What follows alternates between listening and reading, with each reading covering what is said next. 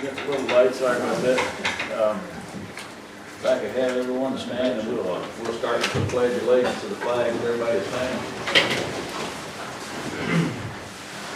I pledge allegiance to the flag of the United States of America, to the republic for which it stands, one nation, under God, indivisible, with liberty and justice for all.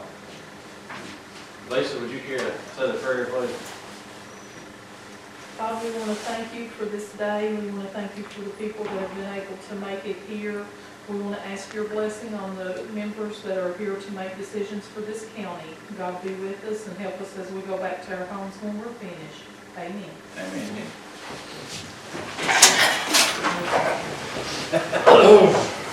Thanks, Steve.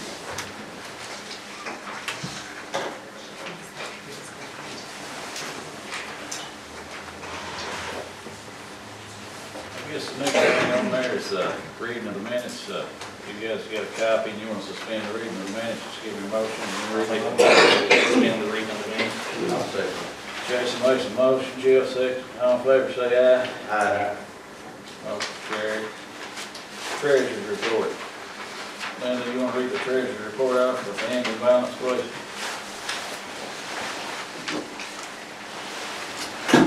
For the general fund, the ending balance is $244,424.84. The road fund ending balance is $1,652,076.76. The jail fund is $3,179.40. LGEA is $1,775.52. Solid waste is $15,945.47. Parks and Recs ending balance is $736.22. I think he's wrong. No, that LGF, she has to do a request. Oh, okay. Yeah. The LGEDF is a negative $796.57. The clerk storage is $4,632.60. The opioid fund is $92,113.65. The sheriff's fund is a negative $1,139.62.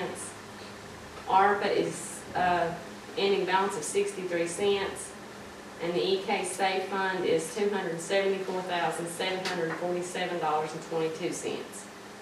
For a total funds ending balance of $2,287,696.12. That negative on that is, we have to request that money back. So what she does, she writes it down to general, pays the bills, and she requested it back, put back into that. That's her code severance money. I just paid senior citizen and all that stuff, carrier bills and corner bills. That's, She's kind of got a breakdown. they won't give us what we asked for, what it's run us all year long. We have to pay the bills and request it back. I think it's aggravating. They said that it wouldn't, so we'll go with what they said. Can I get a motion for that? I'll make a motion. I'll say Jeff makes a motion. Jason second. All in favor say aye. Aye. Open comments. I guess next order of business will be, is that Mattingly? Oh, yeah. Laura Mattingly with the Army Corps of Engineers, so you can have the floor. Sure, thank you. Laura Mattingly, I'm the project manager with the Army Corps of Engineers in Louisville. I sent this ahead, I wasn't sure if you all had this, it's a thank you slide with maps on it. I've got some extras, if you don't need them to read them, I'll follow along, just for visuals. But yeah, I have just a short presentation and then leaving some time for, just maybe 4 or so there, something like that. Yeah. Anybody else need one? Jerry, one of your emergency managers, he probably needs nothing about this thing. Anybody else? We'll get back. We'll get back in the morning, maybe. First of all, thank you for having me. I appreciate you all taking the time to hear what we've got to say. First I was just going to give a little introduction to the study itself. And then there's a couple of kind of asks at the end, some information that we're hoping to get from you all. And then, of course, any questions you all have about the study itself. So on that first picture there, that's our entire study area. It's a 10-county area here in eastern Kentucky. This is a study, the $3 million study between us and right now our signatory on our cost share agreement, which is 50-50, is the Perry County Fiscal Court. And they're kind of representing everyone through the process. And we also have been working with the Division of Water and the Department for Local Government. So this is a flood risk management study. Oh, and then I did want to just, on that second page there, that is just kind of an overview of what we do. If anybody kind of isn't familiar, so the Corps of Engineers, Civil Works, we partner with non-federal entities throughout the state of Kentucky, parts of Indiana, Illinois, and Ohio to solve water resource problems. So that would be things like flood risk management. And I've got a picture there of flooding in Babyville. We currently have a study there right now. Ecosystem restoration is that picture on the bottom, and then things like stream bank stabilization, just to give you all an idea. And then our entire project area is on that map right there. This study was authorized in the Water Resources Development Act of 22 in response to the flooding that occurred here in 22 as well as 21. Also historically, as shown in the map there, you all are within that area that has had, since 1967, you all have had 21 to 33 federally declared disasters from flooding. So the focus for this study was on these areas that have a historical need to deal with some flooding issues here. So I've got all the counties listed out there, and our intent is to build on, there's lots of previous and current studies that have been done because of past issues. So we want to build on information we already have and look at the whole breadth of possible solutions, from big structural things like dams, basins, levees, all the way down to the more individual solutions like raising in place or buyouts or floodproofing. So we're going to look at this entire 10-county area comprehensively. However, we do want to talk, we're going to each fiscal court meeting, we want to talk to every county and get your all's perspective of what you're seeing here on the ground. And then I'll talk a little bit more about that in a second. On the fourth slide, I have just an overview of our study process. I know there's a lot of stuff going on there, but it's really just to show you that we are at the beginning of this study. We are still collecting data, we're doing outreach, we're kind of trying to figure out what are the existing conditions, what are the problems that we're trying to solve. So that's an engagement opportunity for you all, and then we're also going to have some public charrettes at the end of February is what we're shooting for, which will be virtual, I believe, probably. We're still uncertain on that, just whatever will work best. There is other engagement opportunity or another one in the future, but that won't be until we get a draft report, and that'll go out for a public review. So I did want to point out, typically a study of this size would take more than 3 years, probably more like 4. I know there is a sense of urgency in this situation, so we are going to do our best to get the study completed as quickly as possible. But again, we want to, collect all the data we can and look at all the possible solutions and do as thorough of a job as possible. So in order to do that, it might take a little more time. So on the fifth slide, once the study is complete, this just has some bullet points on what happens at that point. So when we get this approved at the end of the study, we'll have an actual alternative, a plan in place. So that can go to design and construction, but in order to do that, we have to have a project partnership agreement with a non-federal sponsor. So that could be, it could be you all, it could be 4 of the counties, it could be, typically it should be someone, one of the counties, one or more of the counties that are in the study area, because part of the responsibility of the non-federal sponsor is to provide real estate. So it just makes more sense for the sponsor to be there. So, And that is cost shared 65% federal, 35% non-federal. However, there are processes that exist to decrease that amount for the non-federal sponsor. And again, so the non-federal sponsor is responsible for the real estate and then the operations and maintenance once the project is complete. So to the ask part on our, from us, that last slide has a QR code with, it will take you to, it's an online map where we are looking for comment from the public. So it has a map, you can zoom in, you can drop a pin and make comments there. So what we would like to do is we're going to create posters or social media infographics for you all to push out, so we can get as many as many comments as possible. The other ask would be we are currently having stakeholder workshops. So they are virtual. We've got a couple of them scheduled, but we're working on scheduling the others. So what we would need from you all is for someone to attend some of, at least one of those meetings, so that we can go over some of those on-the-ground issues and start talking about problems and opportunities. And then also maybe collect information on on buyouts or frequently flooded areas, development that's proposed or ongoing, things like that. So we would need a point of contact with you all to set that up and some people to represent you all that might have that kind of information. So, and that's all I have. If y'all have any questions. Any Will questions? there be any money like for the county to help with upsizing culverts and stuff if we have flooding issues on roads? Culverts, so that's more of a stormwater issue, and I don't know that this study can look at that, but let me look more into that for you. Okay. So, but yeah, I'm happy to see what we come up with there. You know, When did this study actually begin? We signed the cost share agreement with Perry County at the end of September. Okay. How often will we get updates? How often do you want? 6 months? Yeah, we can, sure.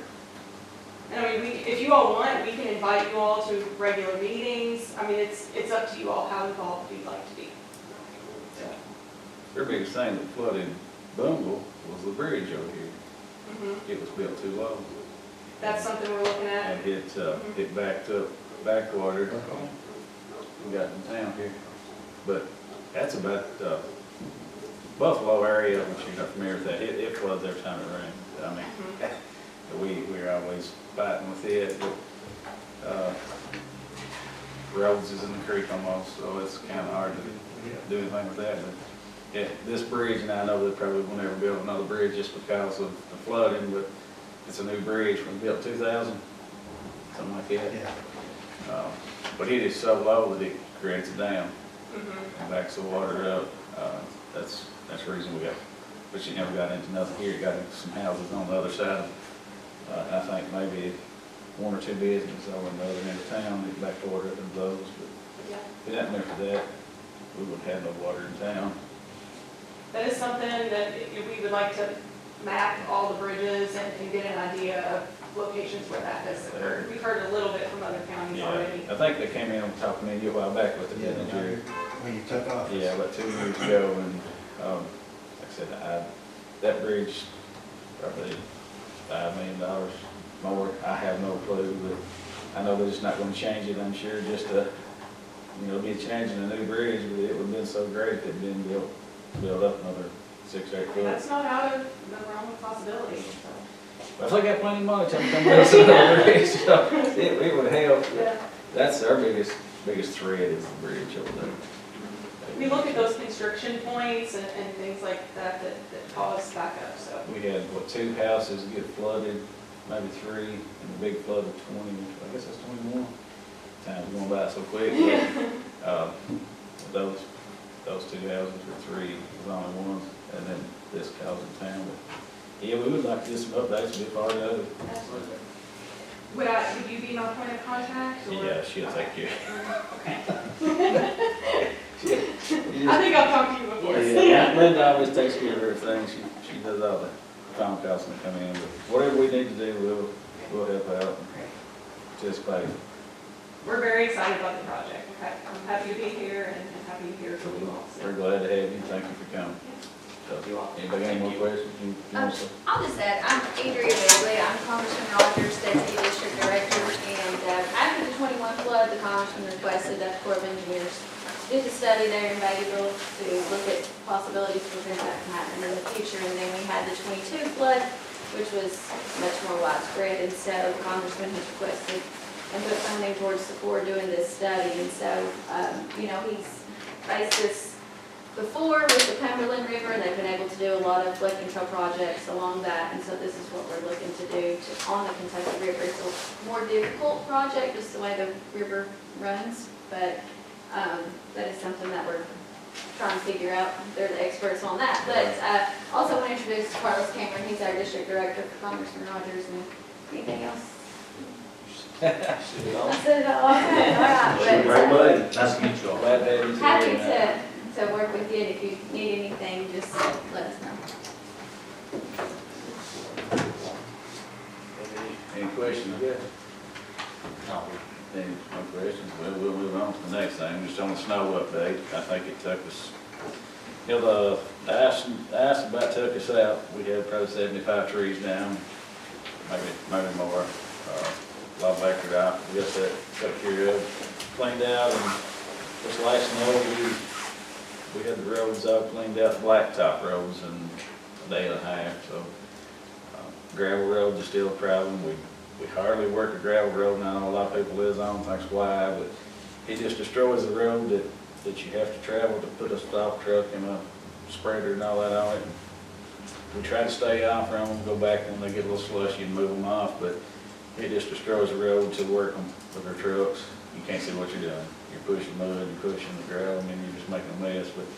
But I'm sorry for the ones that live on the gravel road that did get the roads great, but I think it's better sometimes to just leave them alone and not bother them than it is to make a bigger mess. But I think the guys, all the road workers, state workers, Jerry for helping us with the nursing home people, he was a big help with us. We tried to cover every possible thing that was put in front of us and get it done quick, move on. I think everybody was happy with that, and I really appreciate all the workers that helped us. Down to the state workers, you know, they can't get out and get us started, and we're running behind, so we work with them, and everybody works together and makes it come together real quick. And hopefully we'll never see another snow flurry this year, but I'm sure we'll get more. But if you have any of you guys have anything you want to talk about on the snow, we just said we do the best we can, and it went by pretty quick, cleaned everything up pretty quick. Update on the London landfill. You know, we switched to the London landfill, started Monday. Last week. Last week. We left there and the road there was such a bad road, and they got where they wanted to charge us to get, we got stuck or something, $150 to pull us out. Their landfill's in that bad a shape. You know, I figured we'd just go somewhere else. So we went to Laurel County, Laurel Ridge. The guys like it over there. It's a lot better road. So we've switched to that. The money wise, it's going to be about $800 to $1,000 a year more. Not a whole lot for having a better road to travel. They charge us one set rate, $34 per ton truck, or big road lot. They're going to charge us $28, I think, for a truck, $46 for road lot. It's all yardage, but then when the changes, charges different. So over there, it's one set price, and I think we had a 2-year contract with them. Seem like nice people. They call every time something, we need to know something, so we'll stay there for 2 years for sure. The next thing I'm going to table is Joe Dunlane. Henley ain't here tonight to talk about this. Yeah, I'd like to close that about 100 foot after that bridge is the end of it, and close the rest of it for Bob to take care of it himself. We'll discuss that with him in the next meeting. We'll table that until the next meeting, if that's fine with you guys. Okay. All right, Austin has a budget, and it's on hand here to look over. We done got it here? Yes, we do.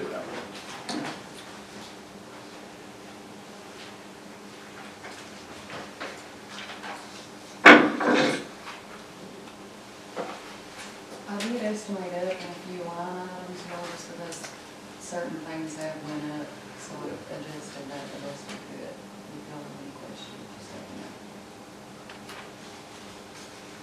Yeah, I think yours, we was talking earlier, your salary would go up a little bit, you probably didn't. We just have to do a amendment on it, I guess.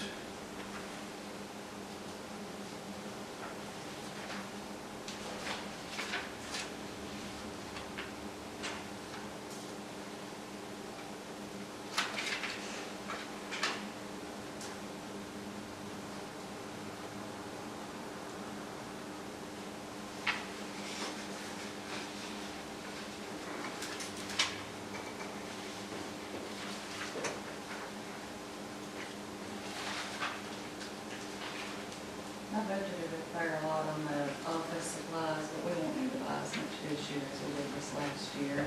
We're pretty up to date, caught up on that office supplies. Okay.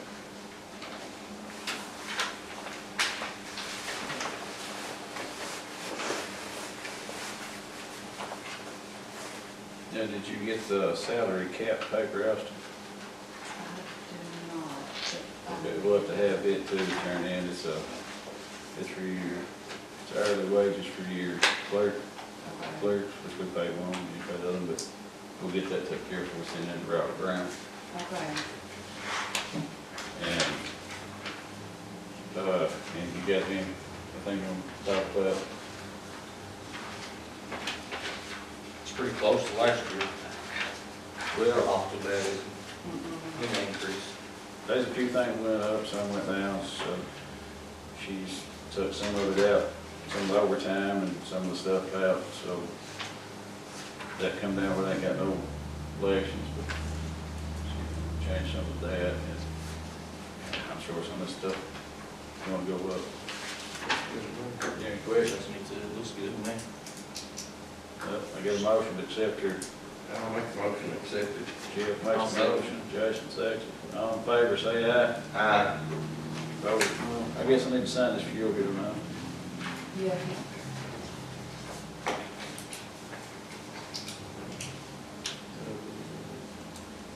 That's bad on what day it is. You used to sign 25.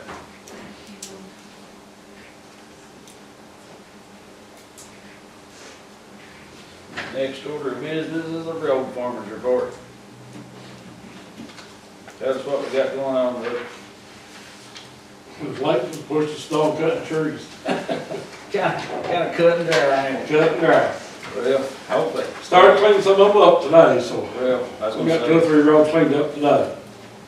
and with this, hopefully with this being a disaster to the government, we might get some funds back to help with the gravel roads. I'm hoping we're up the creek, because every one of them fell apart. So, I guess we'll get some funding, some help with them. We'll do the best we can with them. I think every one of them just about a mud hole now, so. They will be in a couple of days, everything Yeah. gets closed out. Yeah, if it don't get a good rain on. Yeah, I'd say it'll dry up about April. We can start working on them then, so we'll do the best we can with them, keep everybody out of the mud as long as we can. You wanna talk about anything else on the farmer's report? Appreciate everybody that got out and worked over the weekend. Yeah, those guys, they came through for us, they were, didn't say a word about it, so. Give me the farmer's report. Thank you, Will. Thank you, and tell the guys, I said, thank them, trash guy, now listen, these trash guys, there's these 2-wheel drive trucks, and people calls and jumps on them because they don't come to the house in this kind of weather, that's nonsense. You know, if you ain't gonna put your life in danger, why would you call and ask the garbage guys to put their life in danger? You know, they're people just the same as everybody else. They got a job to do, but hell, if we can't do it in the snow, I mean, we do the best we can. You know, they ain't got no capes on their back, they ain't Superman, you know, they're picking garbage up. So please don't call and jump on the garbage workers because they've missed your garbage and 7 inches of snow. Give me the report before I get mad again. It's doing good, I mean, they're doing the best that they can do, and, I mean, I'm gonna take up for them as much as I have to. But, you know, if you have a problem, you can call, we'll talk about it. We will pick your garbage up. We might be a week behind and then say, and they counsel, well, we pay for the service, yeah, but if you want to take back half of that garbage you got piled up, we won't charge you for that part, but you're gonna leave it all piled up, we're gonna charge you, so. I'm not endangering no man's life for a bag of garbage, so that's just cut and dry. So, We have I think eight of the garbage cans left. Yeah. And we sold all them at 8, so anybody needs a garbage can, drop by the office and pay for it, and go up to the county garage and pick it up. and we run out, we'll get some more. But other than that, the garbage is doing pretty good. We come into this offering, it was $5,000 in the hole about every month, and now we're making money, we're staying ahead, that's good, I guess. You got anything you want to talk about, Jackson? All right, she's got the transfers up here, she started printing them out, so you'll see what she's transferred. I'll make a motion to make all transfers that needed, pay all we need here to. Second. Jason makes a motion on the vote. Jill seconds, all in favor say aye. Open comments. Anybody want to say anything before we go? Said we're working hard as we can, we've got about 6 workers. I think we've done a real good job keeping everybody,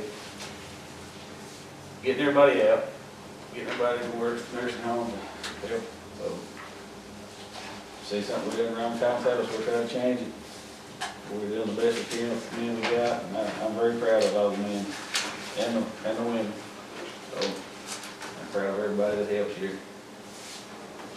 So if you ain't got nothing else, I'll do a motion to adjourn this, and we'll thank PRTC and Bundle Paper for showing up and all the ones that came out tonight. I want a motion to adjourn. Second that motion. Jeff makes a motion, Jason seconds. Thank you very much for coming out.